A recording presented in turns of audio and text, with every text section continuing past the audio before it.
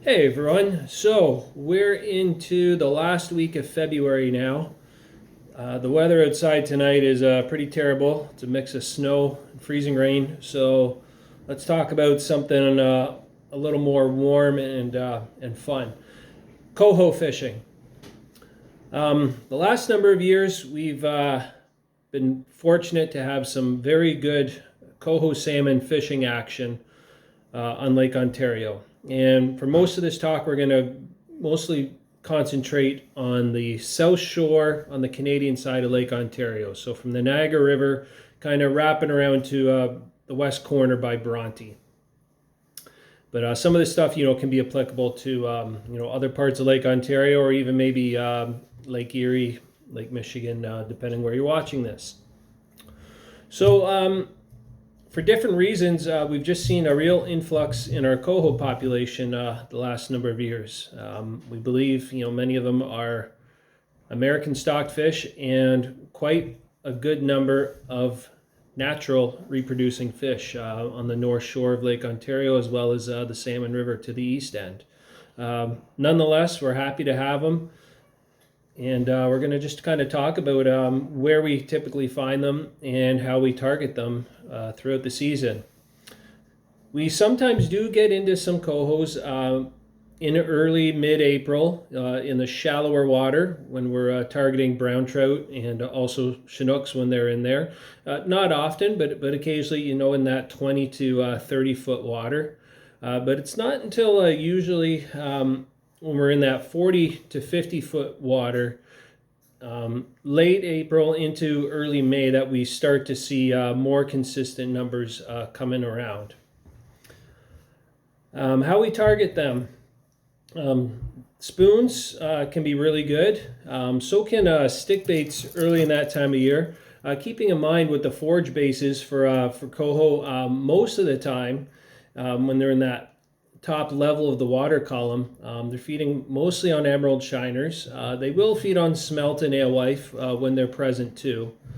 But so we use baits that tend to replicate that same size profile. So you can use stick baits if you want. Some of the various 3 to 4 inch baits. These are some bay rats that we've done well in. You can see there's they're pretty chewed up and scratched from catching a number of fish over the years. Just a few of the bright patterns that seem to do well. As well, lots of slim profile spoons. Again, 3 to 4 inches, generally a little more slender in profile, whether it's stingers or dreamweavers, warriors, or some of the old NKs. So these are some patterns that are good. A mix of your reds, oranges, mixed veggies, antifreezes, stoplights, hog wilds, whatever you want to call them. This is a rather new one from Dreamweaver. This pattern is called Wrecking Ball.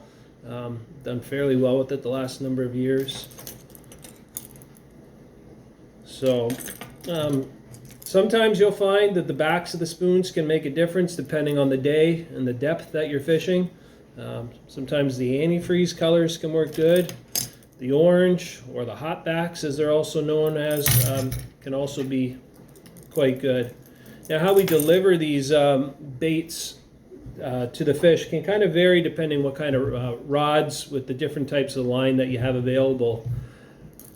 For just fishing these stick baits, these baits generally don't dive much deeper than 6 to 8 feet down just on their own, with about 100 feet of a 10 to 12 pound test monofilament line. So they're great for running in the top half of the water column, and you don't need any devices. Just put them on a planer board and let them go. If you don't have lead core line, you can still, and you want to get them down a little bit deeper, you can just, whether you're using just a monofilament rod or maybe a rod with braided line on it, put in a leader about maybe 10 to 15 feet of maybe 15 pound fluorocarbon line. It's personal preference, but 15's pretty good.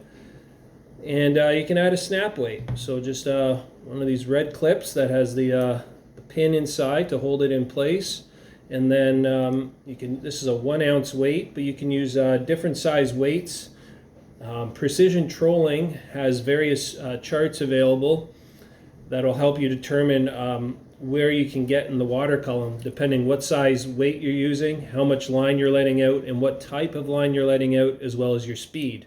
Generally, you know, when you're going faster, your stuff will be higher in the water, and when you're going slower, it'll sink down a little bit. So snap weights are a great way to get your lines on planer boards down a little deeper if you don't have some short lead cores, short coppers, or weighted steels. If you do have lead cores, 2 and 3 colors are quite good to get you into that, you know, 15 to 20 foot water.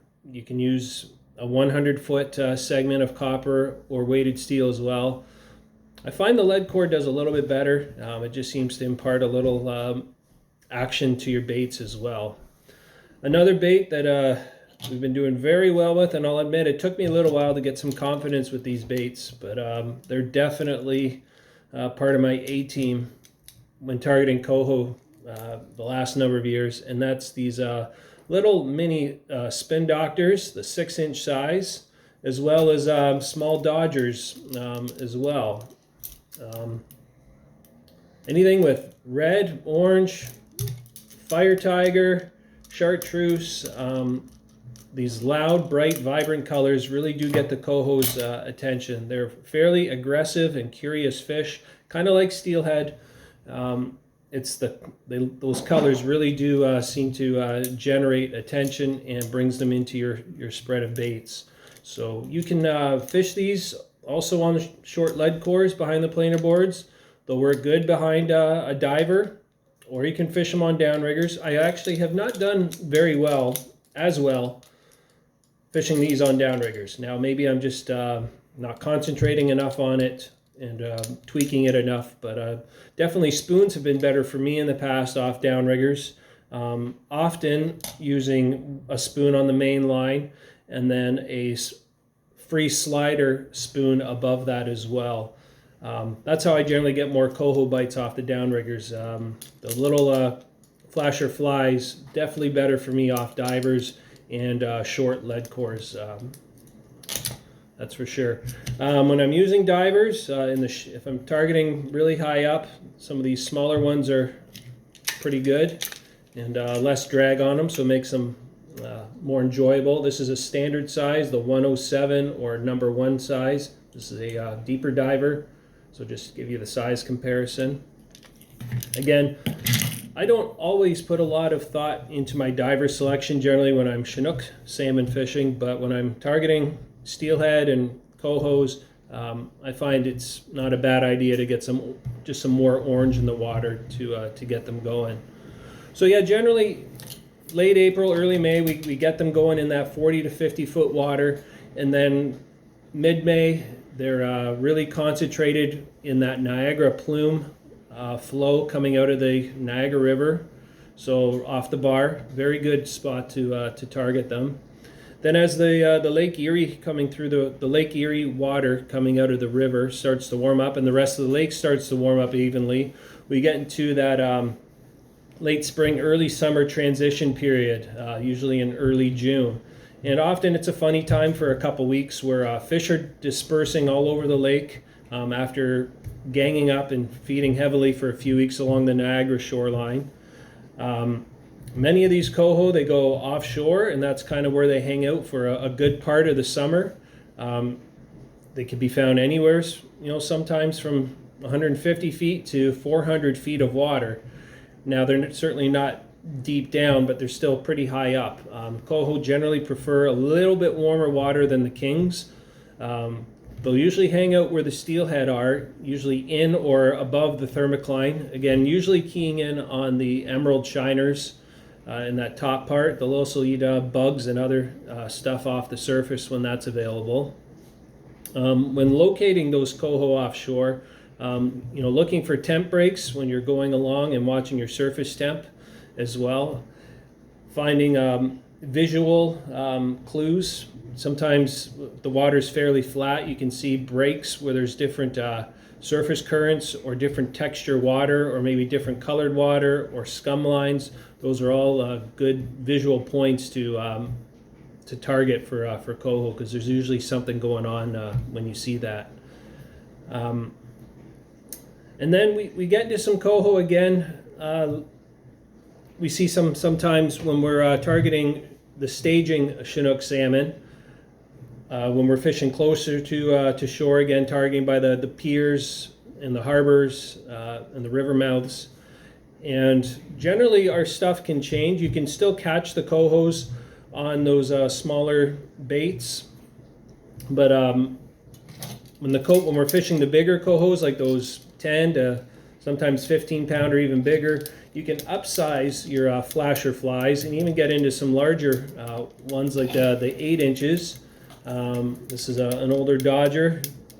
We used to call this the Pizza Dodger. Some brands call it Coho Killer. The Hog Wild Spin Doctor and Fly. This is pretty chewed up. It's taken a lot of fish over the years. Can work real well, or just even a large 8-inch one. And you can fish your full 4-inch standard size flies behind them. Hog Wild or mixed veggie flies. But your standard green crinkle, hammer, ultra green glows, they can have their days as well. Usually when we're targeting coho, you can go a little bit quicker. They seem to like the speeds a little faster, especially as we get into the warmer times of the year. So 2.5 on your fish hawk or your down speed unit. If you don't have a down speed unit, usually you can kind of go 2.6 to 2.9 and try and on your GPS and try and dial it in from there. But yeah, we're as I said, we've had a lot of really good coho fishing the last few years.